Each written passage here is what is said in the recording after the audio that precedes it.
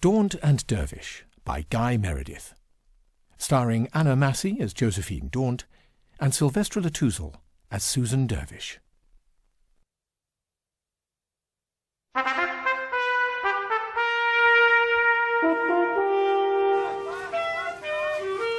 Oh, no, not again. Honeysuckle rose? No, the rain. Quick, close the window.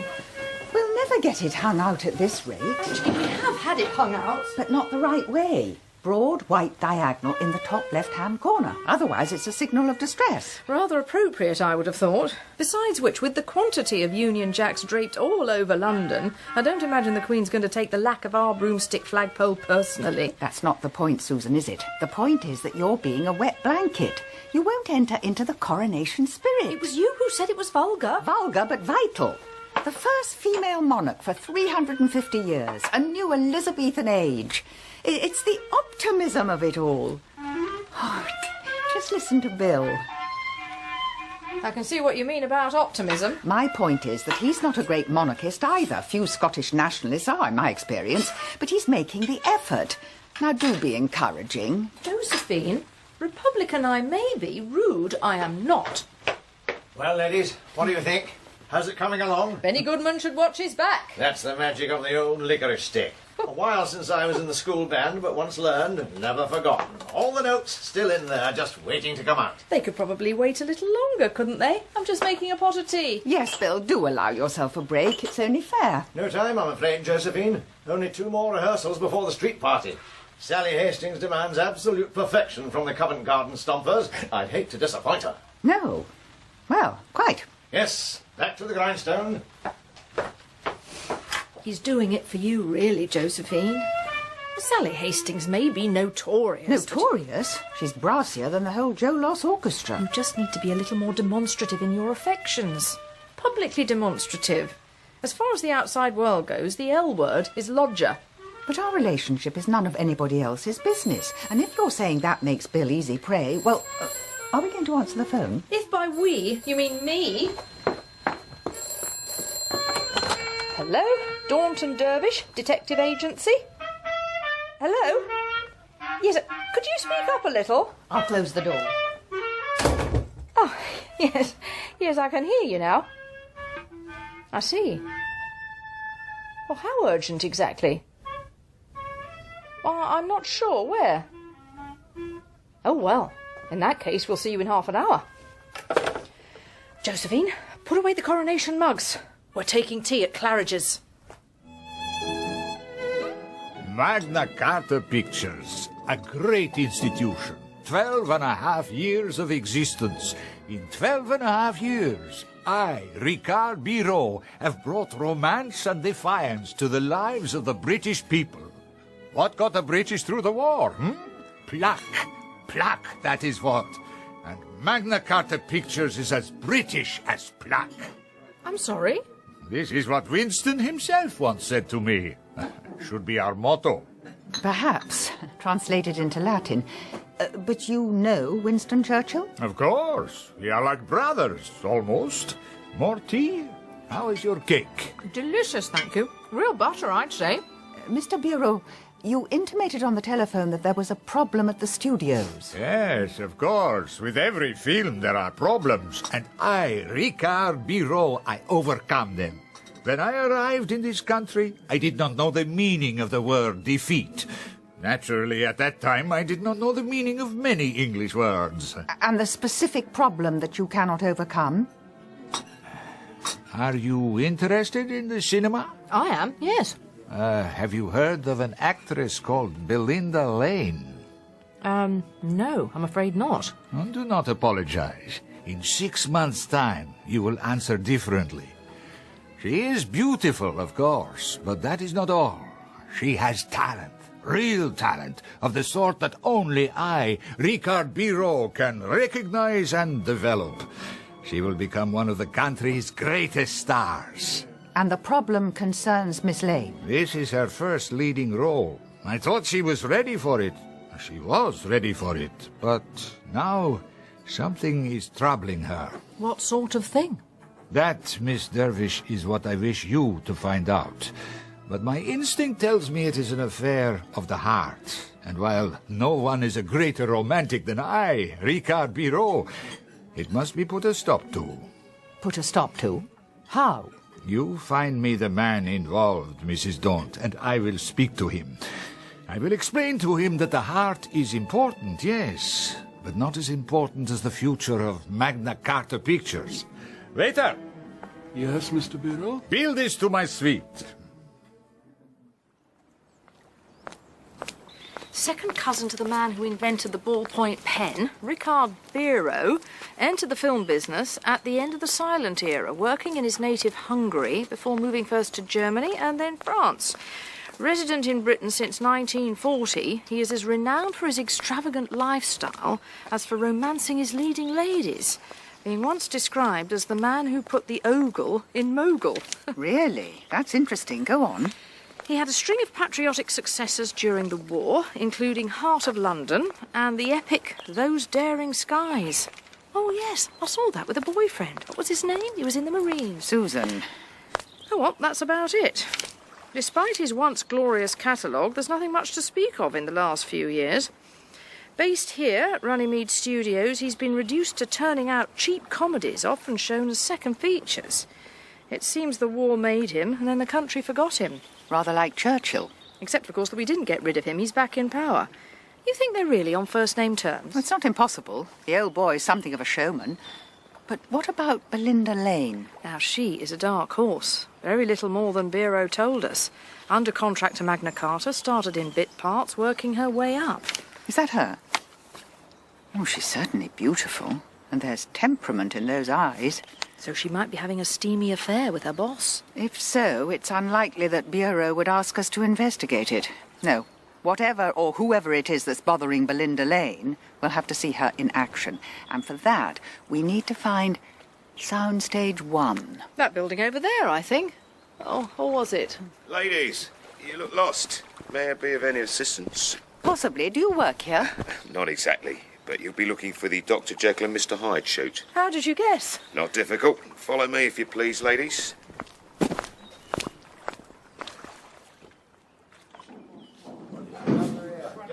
Is there nobody competent on this set?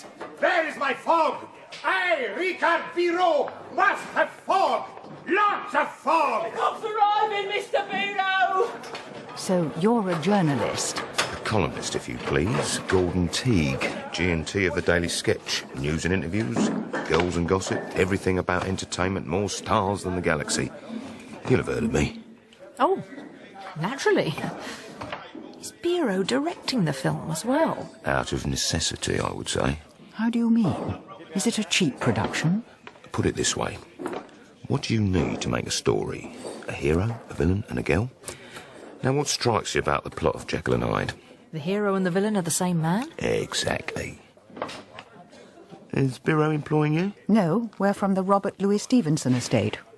Really? Then prepare for the sound of the old geezer turning in his grave. When I'm taking sips from your tasty lips, seems the honey fairly drips. Your confection, goodness knows, honeysuckle rose. Said your confection, goodness knows, honeysuckle rose.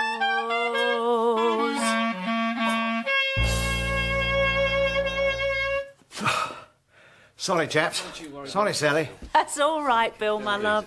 You're doing your best, I know you are. Why don't you stay behind for a little work on your embouchure?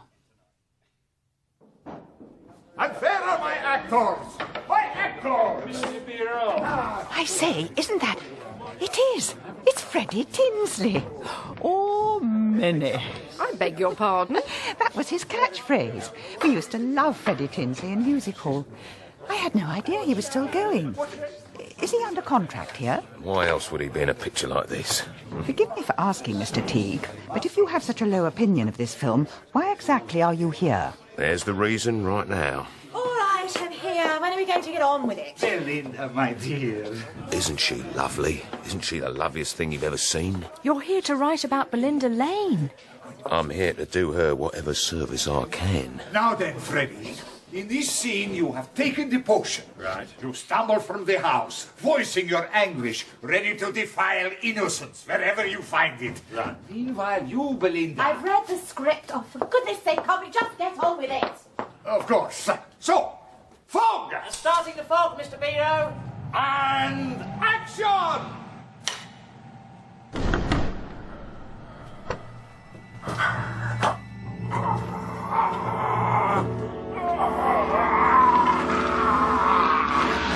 Oh, Minnie.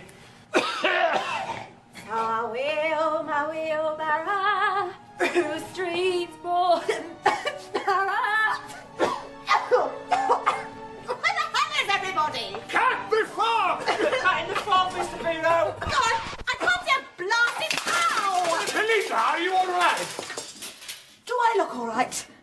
I'm not sure I can see you. I am bleeding from the knee. I'm wearing a dress that has less material than a tea towel. Victorian Welk sellers were very poor. I am appearing in the worst film ever made, and I have had enough. I'm finished, you hear me? I'm through. Belinda, come back, my darling. My darling.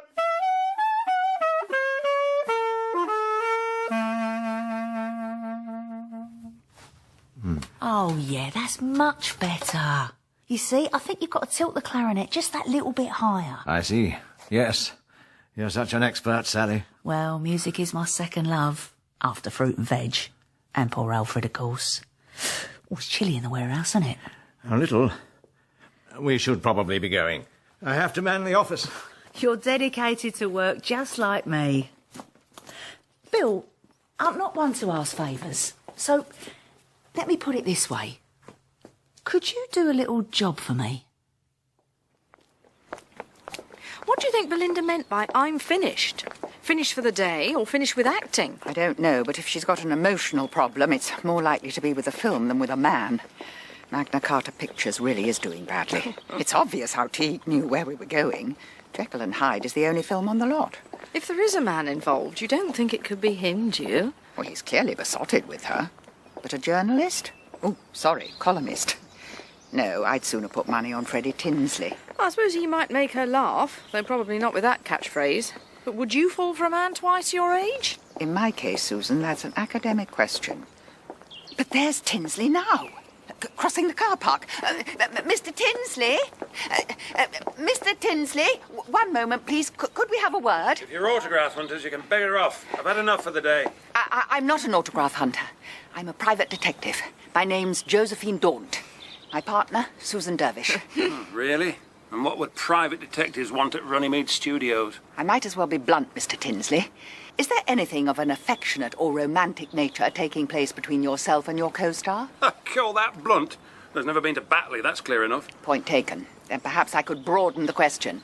Do you know of anybody, yourself included, with whom Belinda Lane might be having a liaison? If I did, what makes you think I'd tell you? What on earth was that? It sounded like Bill's clarinet. It came from over there. What's that building? The dressing rooms. Belinda? Which is Belinda's? Turn left. There's somebody up ahead. Never mind that now. Which door? This one. Belinda? Belinda? Oh, it's wedged shut. I'll charge it.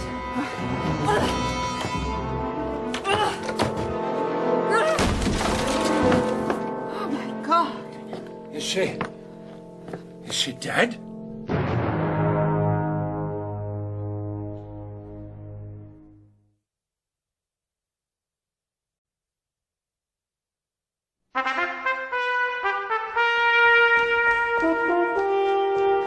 There's somebody up ahead.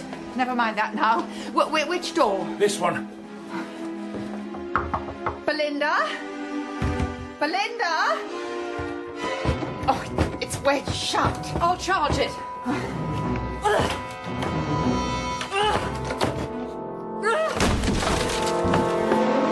God. Is she dead?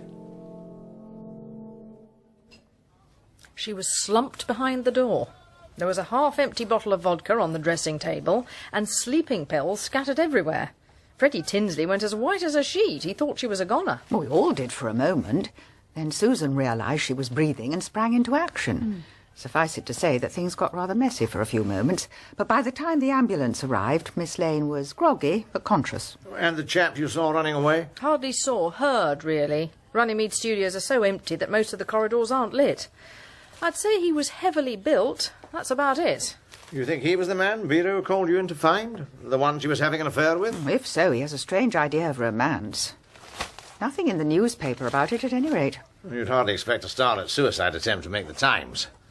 Good Lord, the Daily Sketch.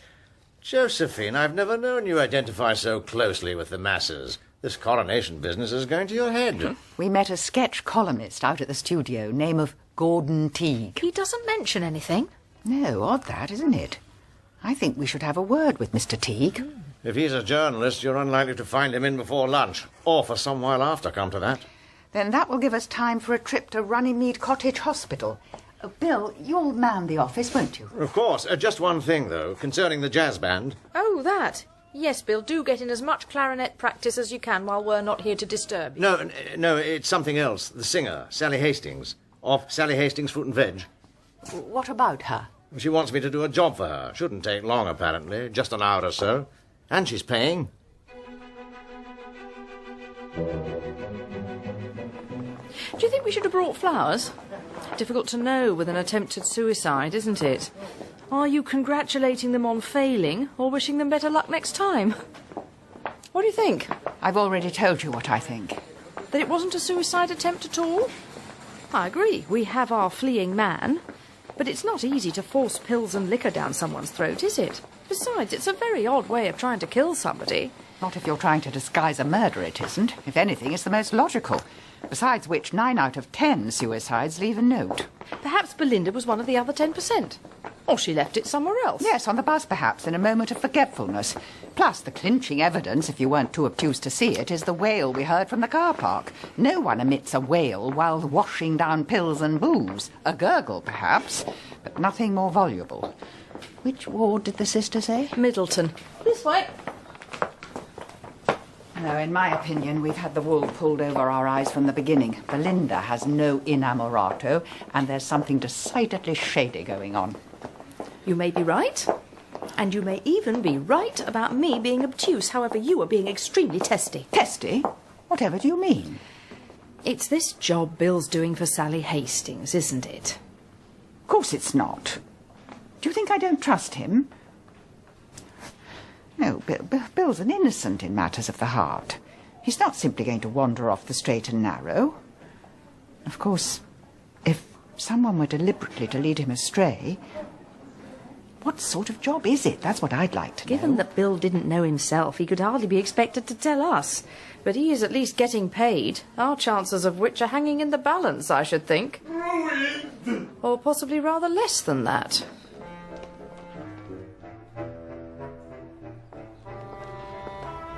We was all from the borough, my family. And Elf too, of course. Fruit and veg people, the lot of us. We don't know anything else. You've a fine singing voice, if I may say so, Miss Hastings. Sally, please. I do like a warble. I'm looking forward to the concert, no end. But in the meantime, business must go on, mustn't it? This is where Elf breathed his last, poor soul. Well, Sally, he's in a better place. Actually, he's in the basement. He's where? That was all that was left of the house after the bomb landed. Down we go. Don't forget the spade.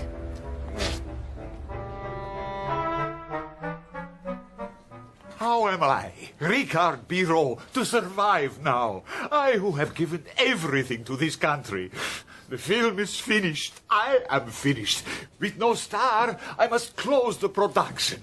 What will become of me? Of me, Ricard Biró? You'll be asked to leave the ward. That's what will become of you. But nurse... Sister, if you please. Go on. Off you go. You've disturbed the patient long enough. And you two have 1 minute precisely. But sister, I must stay with my star. She needs me. Belinda, do you remember us? Your dressing room? The ambulance? What? Yes, I'm a little confused. Hardly surprising under the circumstances. I'm Susan Dervish. This is my partner, Josephine Daunt. We're private detectives. Private detectives? It's a long story. What we really need to know is whether somebody means you harm, Belinda. Private detectives? You took an overdose, but there was also somebody running away from your dressing room. There was who? He hadn't entered the room? No. What did he look like? Well, unfortunately, we didn't see him. Belinda, do you have enemies? Yes. Yes, I do. Powerful enemies. Who are they? No, how do I know I can trust you? Perhaps because we saved your life? Yes, but... All right, that's enough. This woman needs rest. One moment, please. I'm not sure what to do for the best. Come on, I said out. Please, sister. Out, come on, out, out, out.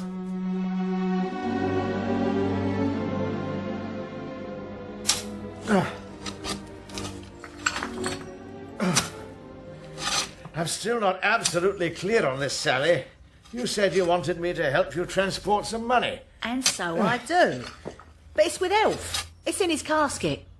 Now, wait a minute. I don't want to disturb your husband's ashes. Don't worry, it's probably not even him.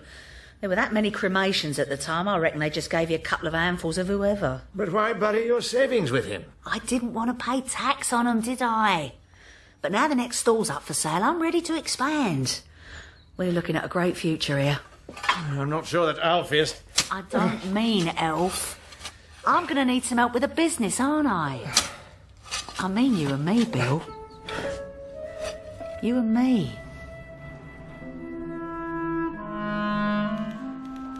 Welcome to the Daily Sketch newsroom. This is my nook. Sit down, take the weight off. Couple of gumshoes, you must get worn out. Tea? Whiskey? Nothing, thank you, Mr. Teague. Simply a couple of answers. To questions about Belinda Lane, no doubt. Cheers. You knew what happened to her yesterday evening, or what appeared to happen, and yet you wrote nothing about it. Why was that? What appeared to happen? Now, what could you mean by that? We've just visited Belinda in hospital. She's a frightened young lady who claims she has enemies. In addition, it seems that we disturbed somebody about to enter her dressing room. Interesting. And you want to know where I was at the time? Is that it? If you'd care to tell us. Why not? I've got nothing to hide. After I left you at the studio, I went to the Bells of Ouseley. The Bells of Ouseley? Lovely boozer down by the river. Comprehensive range of pies. Then I came back here and took a call from Biró.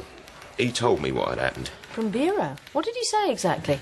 Attempted suicide. I was shocked, naturally. Too shocked to publish? I had my reasons for not writing about Belinda. If you thought about it, they'd be obvious. Go on, then. I spent too long building that girl up, just to knock her down again. Taking an overdose is a crime. Do you think I want to see her inside? She's got a great future ahead of her. Just not at Runnymede Studios. Do you know who she might have been referring to when she said she had enemies? It's a nasty, backstabbing, claustrophobic little world, the British film industry. Could be anybody. She wasn't more specific. Unfortunately not. Perhaps you could do us a favour. Do you have her home address? Naturally. Why? Would you give it to us? If you really do have Belinda's interests at heart, you'll want to see her as well protected as possible. Not the most salubrious part of London, is it? Notting Hill. And yet with a little maintenance, these could be very desirable houses. Do you think Teague was the man we heard running away from Belinda's dressing room? Assuming he's capable of running. I'm not sure. He doesn't give the impression that he means our harm. Quite the opposite. Infatuation can tip over into something dangerous. True enough. But his attitude when we mentioned Belinda's enemies was interesting. He seemed perturbed, but not surprised. 5 Stanley Crescent. Here we are. Any ideas about breaking into Belinda's flat? If it involves breaking something, Josephine, I will seriously have lost my knack.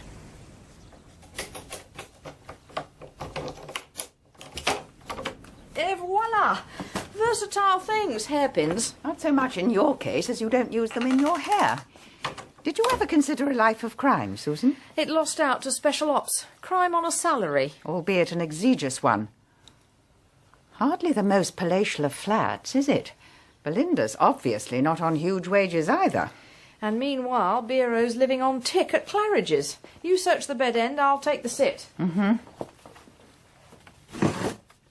I suppose Biró himself is the other candidate for the running man. He's no sylph either. And he has something else in common with Teague, both claiming to be the making of Belinda. A typical male construct, the idea that no woman can be a success on her own merits. One came across it time and time again during the war, always being taken for someone's secretary. Quite. Hello. What have you got? A pile of post, recently opened by the look of it. Take a look at this. By the rights invested, powers of the... You've left your glasses in the office again, haven't you? I can manage. It's a visa to work in the United States, isn't it? Yes. A glorious future indeed. But if you think that's interesting, take a look at this one. Ah. Oh, it's handwritten. Of course I can't make it out. Well, that's not the only reason, Josephine. It's also in Russian.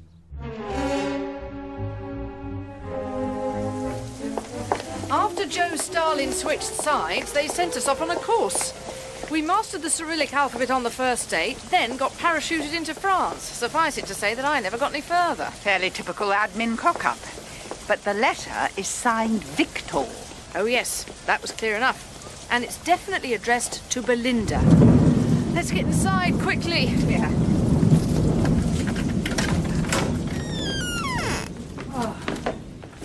The English summer. Goodness knows what the coronation will be like. I'm sure someone will lend the Queen a pair of wellies and a pack of mac. Susan. But you know, whoever Victor is, one thing's obvious. There'd be no point writing to Belinda in Russian unless she understands it. But why would an aspiring young actress be a Russian speaker? I've no idea. America and the Soviet Union. Powerful enemies. There's certainly something special about Belinda Lane. No wonder men are competing to be the making of her. Josephine, there's something wrong. What sort of thing? I'm not sure. Yes, I am. The street door. It didn't close. Oh, very perceptive, Miss Daunt. Or is it Miss Dervish? Now, raise your hands in the air, please. Who on earth are you? My name is Maudsley Brown. But it's not who I am that's important. It's who I represent. MI5.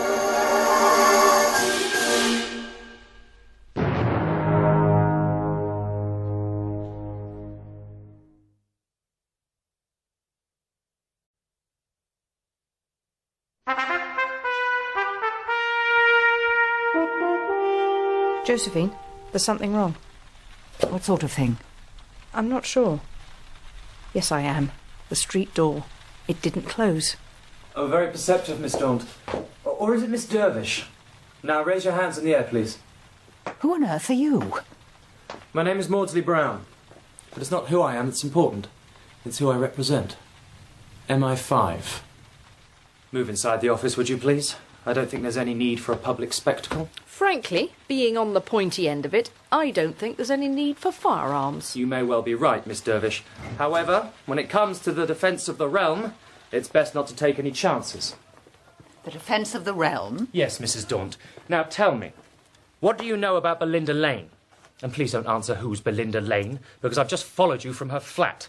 Why would MI5 be interested in a film starlet? That, I'm afraid, I'm not at liberty to reveal. You are investigating her. Look, Maudsley, whatever your name is, you know perfectly well that as private detectives, we are not at liberty to reveal details of any case on which we work. Even if it's in the national interest. We only have your word for that. Bill! I got you, you blackguard! No, he's armed! Bill! That was very foolhardy. Very foolhardy indeed. Bill, are you all right? Bill, speak to me. I can't. Any chance of that toast, Biró? How's your lip now? Oh, they put 3 stitches in. But it's the injury to my pride that really hurts. A few years ago, I would have had the gun out of his hand before he knew it was missing. You did your best. And it could have been a lot worse. For a start, the bullet only hit the telephone. But who would have thought that Bakelite shrapnel could be so nasty? I'll survive. At least it meant the double-barreled menace beat a hasty retreat. Mind you, it'll play hell with my embouchure. The clarinet. Oh. And it was going so well. Although in some ways it might be for the best. The job for Sally Hastings. How did it go? The first part was simple enough. I disinterred her dead husband's ashes, which were mixed up with her life savings. It was after that that things got a bit unusual. Unusual? She wants me to go into business with her. Business being only the start of our collaboration. Ah. I told her I was happy enough here, but as Josephine doesn't want to let on that we're, intimate. Here you are. 2 breakfast specials, sausage and beans on toast. It's all coming off the ration now. I don't have to skimp with the lard. No, indeed. How's the preparations for Tuesday coming, Mr. Mackie? I do love a street party.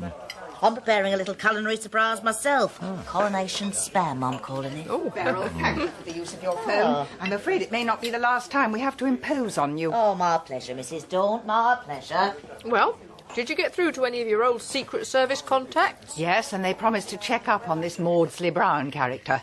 However, there's rather more urgent news regarding Belinda. She's checked out of Runnymede Hospital. Really? But that can only put her at risk. Precisely. She didn't say where she was going, but she didn't leave alone. She was apparently accompanied by an older woman whom the nursing sister described as being oddly dressed. Oddly dressed? Well, that could mean anything. Not quite. For instance, you're carelessly dressed, which is a different thing entirely. Now, she may pitch up at her Notting Hill flat, though I somehow doubt it. Whoever her enemies are, that's the first place they'll look. Bill, I trust you're not too busy with Sally Hastings? No, not at all. Why? I want you to find Freddie Tinsley. I had another look at the American visa we took from Belinda's flat. Now, it may just be an incongruous detail, but look at the valid from date. 2nd of June. That's Coronation Day. Well, perhaps she feels the same way about the whole rigmarole as I do. Possibly. But remember, there was still 3 weeks shooting left on Dr. Jekyll and Mr. Hyde before Biró abandoned it. You mean Belinda knew in advance that the film would be abandoned? Exactly. Now, of course, her suicide attempt, if it was that, could have been designed for that very purpose. On the other hand, she couldn't be sure that Biró would halt the film. Unless she's in cahoots with him. It seems at least possible. Freddie Tinsley, as her co-star, might have some insight into that. Leave it to me. Meanwhile, Susan, we should follow up Belinda's other international connection. The Russian letter? We'll need a translator. Where do we find one on a Saturday morning? As it happens, I've got a pretty shrewd idea where we could find quite a few. Taxi! Taxi! I'm busy, mate. You should be nice. And a happy coronation to you, too. Bill, where are you off to? Oh, Sally. Hello. Oh, listen, bad news, I'm afraid. I'll have to drop out of the band. How do you mean, drop out? I sustained an injury. What sort of injury? Well, it's not only that. To be honest, Sally, I was holding you back. I felt embarrassed in front of the other chaps. The other chaps? But it's not the other chaps who matter, is it, Bill? No, it's the overall sound. And it might be like Glenn Miller dropping the trumpet player. You might suddenly find something completely original. But I've already found something. Or someone, Bill. You know I have. Now, this injury. Is it anywhere I could kiss it better? No, it's on my lip. Oh, now if that isn't an open invitation, my name is... Sally! Precisely, come here. Sally, please, we're in public, and I'm working. And there's a taxi. Where? Behind you, at the corner. Sorry. Taxi! Taxi! Where to, Guth? Anywhere, and then Hampstead.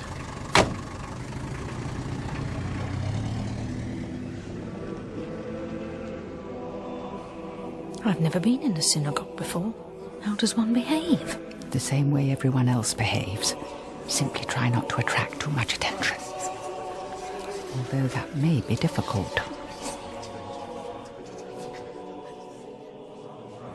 Excuse me. Thank you. Sorry, Chop that up for me, would you, love? Be with you in a minute. Oh, this must be the most crowded pub in Hampstead, eh? Hello! Oh, Minnie! It's Freddie Tinsley, isn't it? No, you've made a mistake. There you are, Mr. Tinsley. I knew it! Same again, I'm buying. Oh, I'm an admirer of yours, Mr. Tinsley, from way back. Glasgow Empire, 1933. Now, that's a tough audience, but you had them eating out of the palm of your hand. You trying to pick me up? What? No. Why? Nobody drinks in the William IV unless they're queer. And I got the bird at the Glasgow Empire. Never went north of the border again. As I say, they're a tough audience. All right, my name's Bill Mackie. I'm with the detective agency Daunt and Dervish. You met them at Runnymede Studios. How did you find me? You're in the phone book, and your next-door neighbour said you drank here, with a touch of disapproval. I take it this confirms that you weren't having an affair with Belinda Lane. Oh, no. I wasn't having an affair with Belinda Lane. Much as in some quarters, ageing skirt chaser might be a preferable image to Yorkshire Nancy boy. Especially in Yorkshire. How's Belinda doing? I wish we knew. I was hoping you would be able to give me some information about her. Oh, afraid not. All I know is what I've seen. She can act when she wants to. And she's got a future ahead of her if she wants it. Did she talk to you about going to America? No. But it wouldn't surprise me. Or would it surprise you to know that she might have been planning to go this week? Oh, no. No, it wouldn't. That wasn't a real suicide attempt. How do you mean? Well, it fooled me at first, but then I thought about it. It was a setup. I don't understand. Birró's upset that he can't finish the film, right? No, wrong. He's better off out of it. Maybe he never intended to finish it, or maybe it was Belinda's abdabs, or maybe Belinda's abdabs were part of the whole plan. I don't know. I just know that the so-called suicide attempt was a way of picking up the insurance. He had the production insured? Of course he did. Maybe over-insured. He's broke. In his situation, that's his best way of making quick money. Your pals are part of it, too. Josephine and Susan?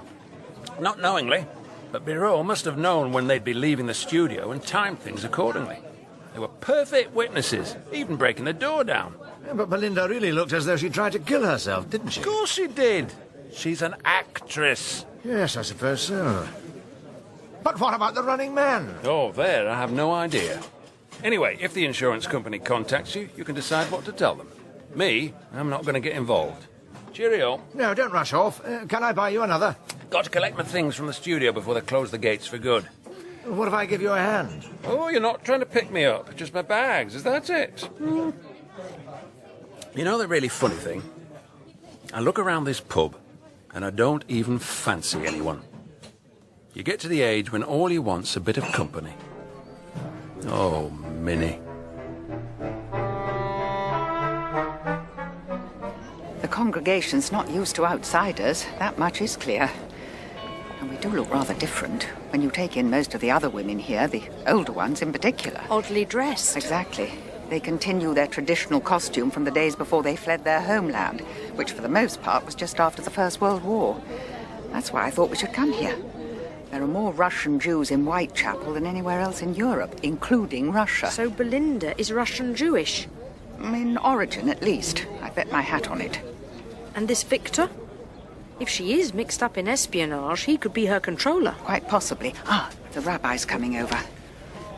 Ladies, you are strangers to our gathering here. Yes, I'm afraid we have an ulterior motive. We wanted help with the translation. Translation of what? This letter. It was written by a friend. A friend who'd forgotten how rusty my Russian was. I don't believe you. His name's Victor. I still don't believe you. Very well. We're private detectives. We're trying to help a young woman who's in some sort of trouble. She may even be connected to a member of your congregation. Then let me have a look.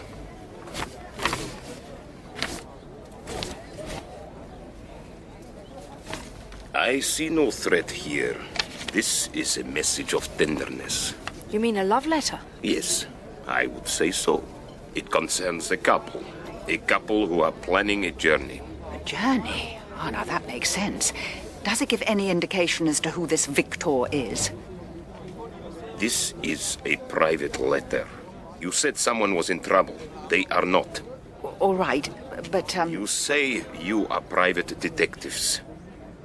How do I know you are not working for the state, the Soviet state? Josephine? One moment, Susan. Rabbi, I can assure you that our intentions are strictly non-political. I am pleased to hear it.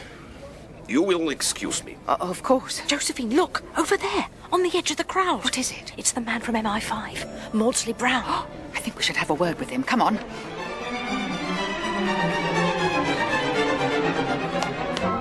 Oh, we've lost him. If he came this way. You think he's on Belinda's trail? Well, that's the obvious assumption. I was wrong to tell the rabbi that we weren't mixed up in politics, and I don't mind admitting that I don't like it one bit. I don't mind admitting that I'm completely lost. These East End back streets are a rabbit warren. How do we find our way out? We'll have to ask. There's a shop. Lanowski Tailors. Wait a minute. Lanowski. So what will you do when Runnymede closes? Go back to music hall? If there was music hall to go back to, I think I'll be officially retired. Oh, don't write yourself off too soon, Freddie. I was pretty much on the skids myself before I met Daunt and Dervish. Well, maybe. But you're not a secretly queer ex-music hall star with a catchphrase and a dwindling appeal amongst the over-50s, are you? Put that way, no. About Biró, there's one thing I don't understand.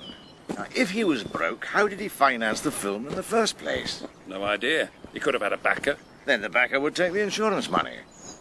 Unless Biró was going to defraud him as well. Though that would make him an out-and-out crook. You don't know much about the film industry, do you, Bill? Anyway, why don't you ask Biró himself? That's his office by the river. Maybe I should. I'll give you 20 minutes, then I'm heading back to town. All right. Hold on. What's that? It's the Thames, Bill. I just told you. No. By the bank. There's something floating. It's a body. Fetch help! Quickly!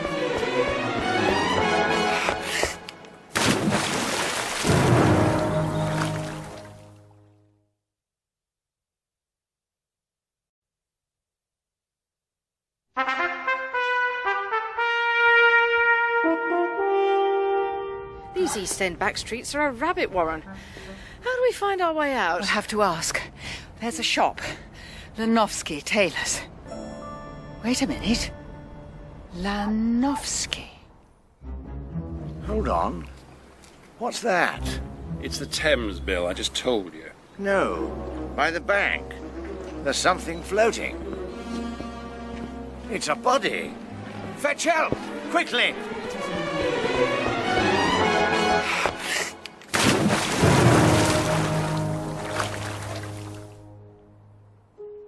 Don't trust them. Mother, please. Tell them nothing. My mother's nervous. We all are. All? I realise this isn't the best hiding place in the world, but if you found me... Belinda, it would be better if you came clean. We've been in your flat. We know you're about to emigrate to the United States. Really? Yes. Now tell us, who is Victor? Well, that's easily answered. At any rate, you'd better come through to the back room. Mrs. Daunt, Miss Dervish, may I present Victor Chernov? I'm very pleased to meet you. Perhaps not under the most relaxing circumstances, but... Soviet district. Mother, please. All right, I'm going. Please, sit down. I'm afraid we're all at our wits' end. Well, I can see why you would be. Mr. Chernov, on the grounds that London isn't exactly full of Russian businessmen, do I take it that you work for the Soviet government? That is correct. I am cultural attaché. And you two are, together? Yes. For many years now. We met at the embassy. But because of Victor's position and my career, we've kept it quiet. But now you'll be leaving the country together. Victor, they know about Hollywood. I see. You have told nobody, I hope? No. However, I can begin to see the bind you're in. If Victor goes with you to America, he'll be defecting. The Soviets aren't going to be best pleased. Mrs. Daunt, I'm afraid that's only the half of it. All right, we've got him. Back the ambulance up. Are you all right, Bill? You must be frozen. When you've had your arms wrapped around a sodden corpse. Oh, poor old Biró. He'd been in the water some time by the look of him. Anyway, let's get out of here. You need some dry clothes. Possibly. But before that, I want to take a look at his office. And this is the perfect opportunity. police are going to know you've been here. You're bringing half the Thames in with you. They could arrest you as a suspect. I've got an alibi. Now, you're trustworthy, aren't you? I can act trustworthy. That'll have to do. Now, you said that Biró had a backer he was preparing to defraud over the insurance for the film. No, I said that was possible. Well, possibility can be so much more illuminating than hard facts. You've no idea who the backer might be. No. What exactly are you after? I don't know, but whatever it isn't here. Clear desk, empty shelves. What do film producers do for a living? There's a wall safe behind that mirror. Really? How do you know? Biró paid in cash. A tax fiddle, I assume. Then that answers my question about film producers. You've no idea of the combination, I suppose. 2 qualities a film actor needs. Checking out of the corner of your eye where the camera is and memorising the script. It's 4927. I grew up here, above the tailor's shop. My mother wanted me to carry on in the business, but I always had my eyes on a better life. Getting into films was part of it, albeit a superficial part. Meeting Victor was far more important. Then the suicide attempt was a fake. I'm sorry for all the trouble I caused you. It's important that we leave the country as soon as possible. Before anybody gets wind of your intentions? Yes, exactly that. Victor. Tell them everything. And what exactly is everything? Mrs. Daunt, Miss Dervish, I'm not hiding here for my own sake, nor for Victor's. There's something I'm afraid will be taken away from me, from us. It's something we cherish more than anything else in the world. It is something that perhaps you could help us to keep safe. Belinda and her mother are defenseless, and I have many duties to attend to. But what are we talking of? Mother, I've finished piano practice. Oh, well done, Oliver. And, Oliver, I'd like you to meet some very nice ladies. They'll look after you, I hope, for a couple of days. So we buried the parachutes, picked up the Sten guns, and went into the woods. Were you wearing camouflage? Yes, of course.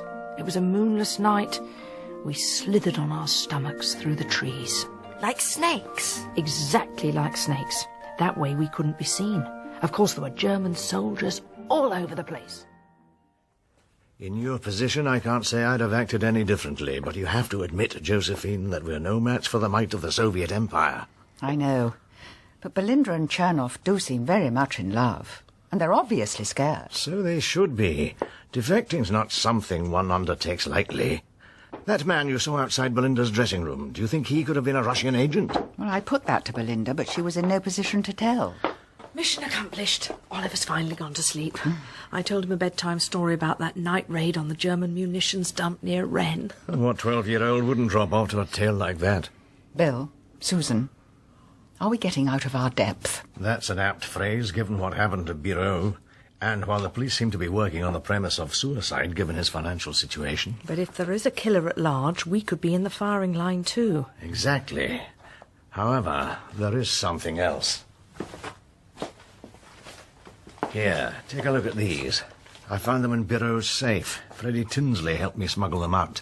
Newspaper cuttings? What are they? Reviews of Biró's box office successes? No, nothing to do with the films in the least. They're all to do with an MP. An MP called Harold Ross. Ross speaks out. Junior minister takes decisive stand. Conservative? Yes. He was also part of the coalition government, as far as I can remember. But why would Biró keep cuttings on a cabinet minister? I'm not sure, but look at these. Soviet hobby horse ridden again. Ross rails at Russians. Do you think that's a coincidence? No.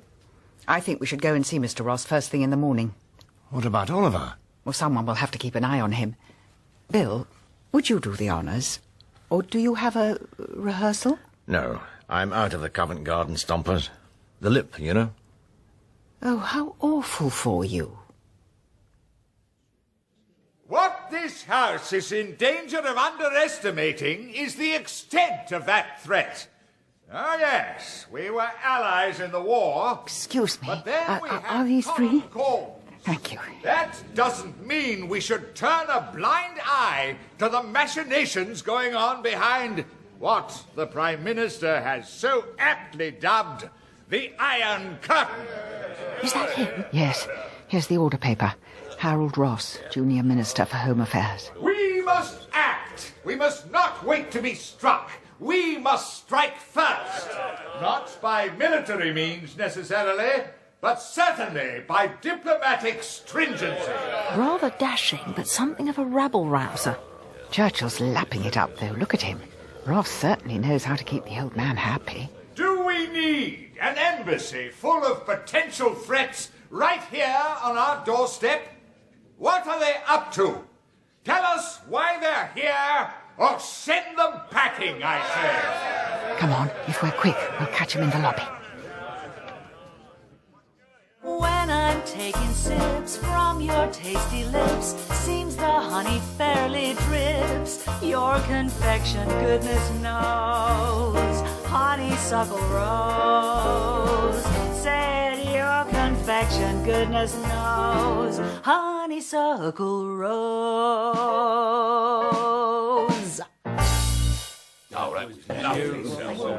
Well, well, well, look who's here. Sally, chaps.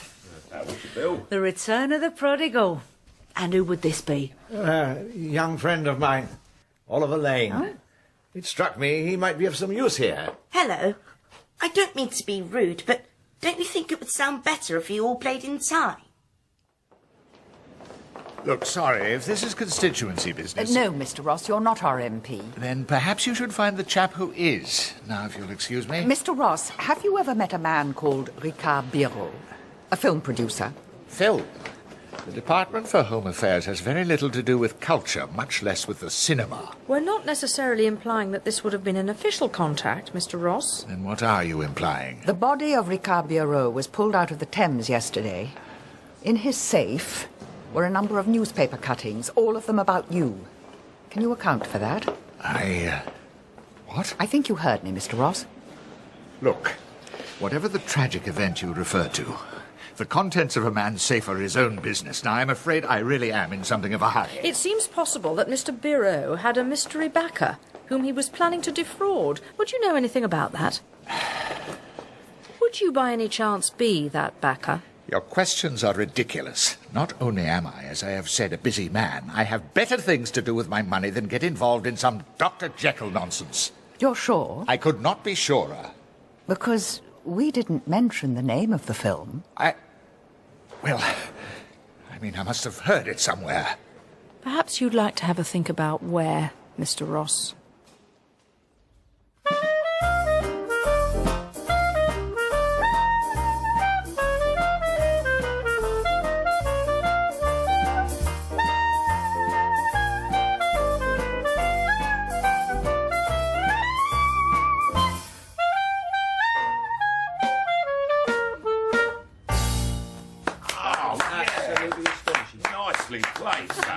Nice! This kid's some sort of Mozart. Where'd you find him, Bill? A friend of a friend. The clarinet's not really my instrument. Not really your...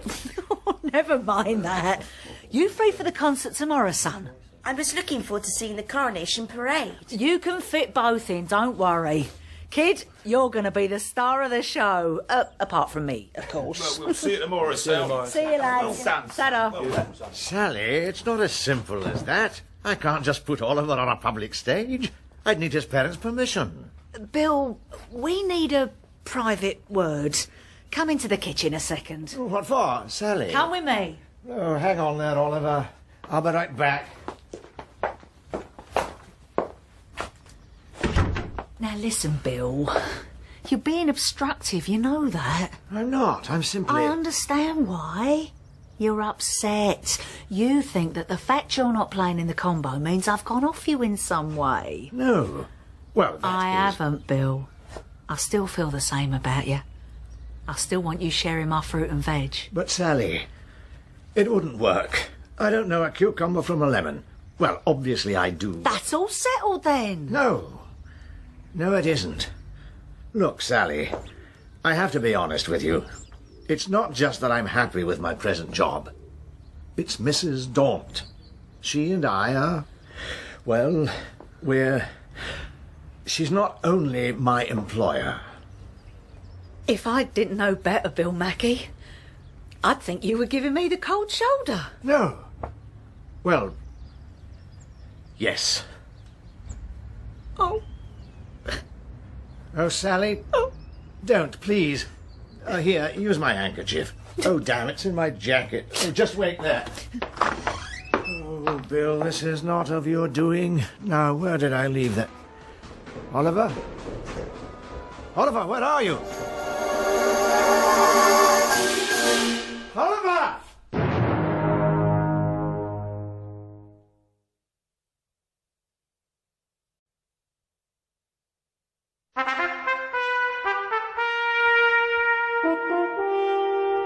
Oh, Sally. Oh. Don't, please. Here, use my handkerchief. Oh, damn, it's in my jacket. Oh, just wait there. Oh, Bill, this is not of your doing. Now, where did I leave that? Oliver? Oliver, where are you? Oliver!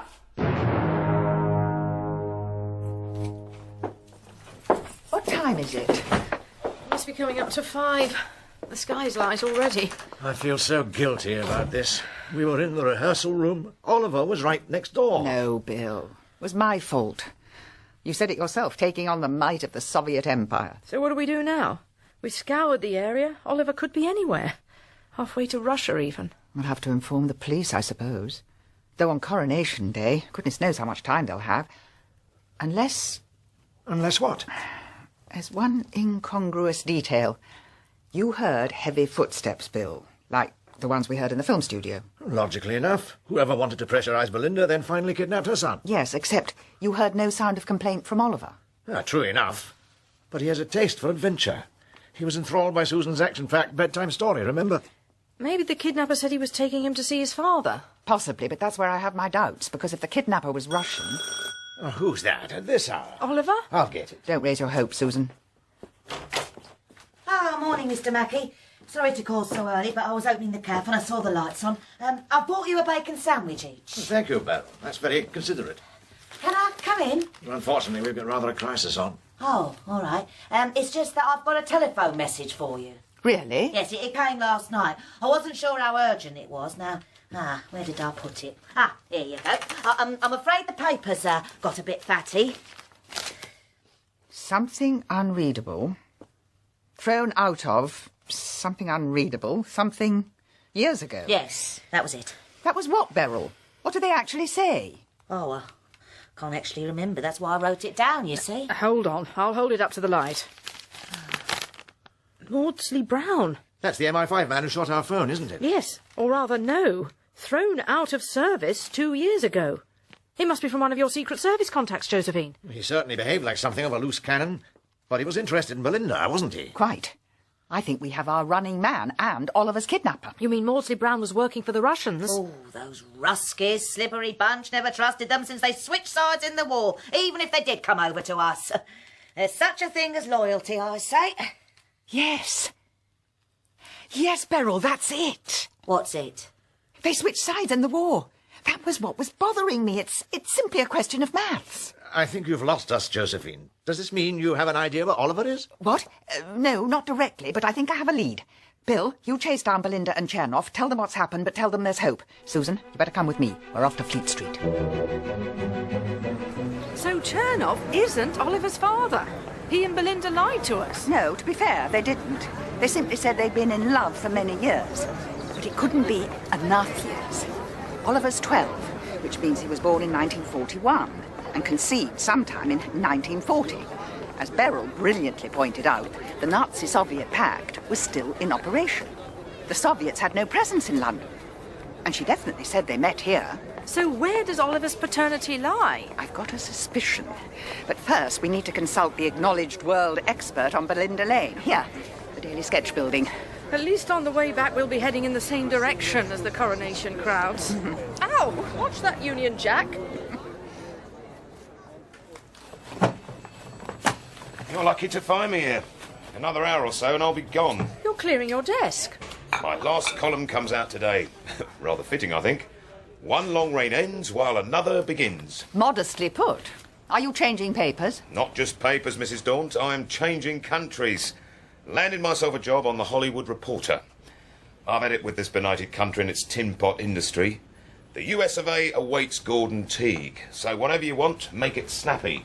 All right. You know Belinda Lane has a son. Of course I do. Do you also know who the father is?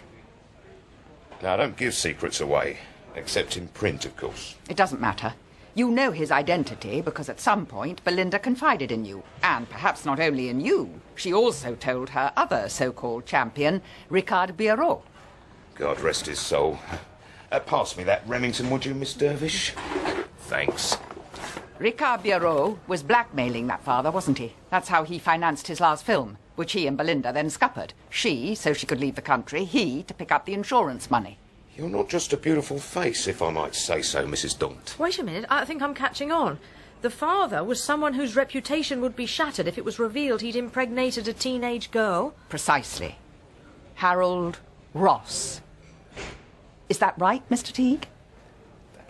Wish me bon voyage. I've got a cabin waiting at Southampton. And if you see Belinda, tell her I'll be waiting on Sunset Boulevard. So Belinda and Ross met when he was her local MP? Yes, it came back to me. Before the war, he was in the Labour Party. After the coalition, he crossed the floor. He was originally the member for Whitechapel. Belinda's constituency. Except she would have been too young to vote. Though that wasn't on her mind, or his. She was desperate for a better life. But then she became pregnant and he dropped her like a stone. Well, that we can't be sure of. He probably supported her. In which case he's been paying out right, left and centre, reflecting his political positions, apart from centre. So are you saying Ross is responsible for Biró's death? No, that I doubt. He looked shocked when we told him about it, remember? That's where our wayward friend Maudsley Brown comes in. He's working for Ross? Precisely. Ross wants to put an end to the blackmail and to get his estranged son back. Ross is at Home Affairs, so he'd have relatively easy access to a disgraced MI5 agent. But that would still make Ross responsible for Biró's death. Not necessarily. If Biró was uncooperative and Maudsley Brown someone who can go off the deep end. So if we find Ross, we'll find Oliver? That's what I'm hoping. There's Churchill's car now. Ross won't be far away. I think I can see him walking along behind. But for a man who's taken possession of his long-lost son, he looks rather disconsolate. Perhaps I'm wrong. We need to attract his attention. I could knock his Homburg off if we found a suitable stone. Preferably without being arrested. All right. What about this? Oliver! Oliver! You've seen him? No, but Ross has seen me. Excuse me. Please. This is important. Sorry, sir. You can't go any further. That's a diplomatic area. Which is exactly why I have to get in there. Mr. Chernoff! I need to speak to Victor Chernoff! You're right in every respect, Mrs. Daunt. Every respect except one. I don't have Oliver. Maudsley Brown does. He's ransoming Oliver to you. For £5,000. I received the note last night. And you're paying up? Oh, yes. Maudsley Brown is capable of anything. I should have seen this coming. You knew about Belinda and Chernoff, which is why you wanted him deported. But you didn't reckon on them going to Hollywood and taking Oliver with them. I've been a fool in so many ways, but I want Oliver. He's my son. Now, please leave me alone. Maudsley Brown will never make contact if I'm accompanied. He should have found me by now. Assuming you're the first in line. What do you mean by that? You're not the only person with a paternal interest in Oliver, and therefore possibly not the only person to receive a ransom note. If you want to see Oliver again, bring £5,000 to the Buckingham Palace gates at 12. This is what happens under capitalist system. This is consequence of competitive market. If you're going to America, you'd better get used to it. We are not going to America. You're not? No. However, I do have the money, but I also have some, let us say, insurance. One child, two claimants. It's the wisdom of Solomon, except without the wisdom. But how does Maudsley Brown expect to collect from them both and make his getaway? Because he's timed his operation to perfection. Amongst a crowd like this, anything's possible. What's the time? Almost 12. Why? Listen. Can you hear anything? I can only just hear you. The RAF fly past is at midday. The Queen will be on her balcony, everyone's eyes up in the air.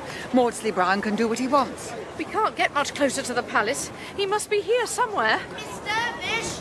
Miss Dervish! Where did that come from? Towards the gates. There he is. Oliver! Maudsley Brown's behind him. Come back here, you little menace! Isn't it exciting? I want to get to the front. No, Oliver, be careful. This way. There's an excellent view from where we are. I said come back here! I can't, Miss Dervish. There's too many people. We've got to do something. I know, but Susan, be careful. Remember, Maudsley Brown is armed. I'm all too well aware of that. Excuse me. If I could just be... It's like making your way through a forest. Oh, wait a minute. That's it. Oliver! Snake! What? On the ground! Snake! What's that? Something I taught him. Oliver! Oliver, where are you? You two, stay out of this! Give up, Maudsley Brown. You've lost him. You've lost your bargaining power. Mrs. Daunt, hello. Oliver, you're safe now. But where's Miss Dervish? Maudsley Brown, listen to me. You've bitten off more than you can chew. Oh, is that right? Look around you. There's more soldiers than Sandhurst. Oh, the military. You think they scare me? They're all show. They're all pomp and circumstance. Here's the difference. I'm the only one with a gun that's loaded. Susan! If I'm going, I'm taking you with me. Susan!